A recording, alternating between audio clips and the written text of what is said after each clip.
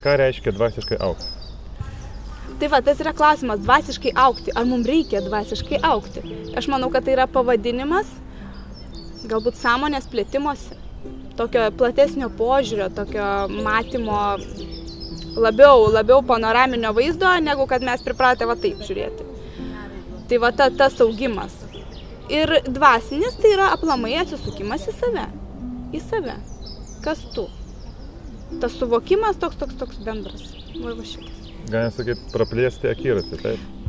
Tai va, bet ne vien tik tai protų, bet ir vidum, matyti vidum. Nes mes, juk mes žinom visus atsakymus, mes viską žinom, mes viską turim viduj. Ir iš tikrųjų, tas lobis tai yra mūsų vidus. Ir kai mes tada į tą vidų atsigrėžiam, pamatom, kiek mes ten turim gėrio, kiek mes ten turim gerų dalykų. Ir tada jau mes galim eiti į išorę su tais gerais dalykais. Ir kas yra, kad po to pasikeičia mūsų požiūris tą išorę. Mes matom kitaip.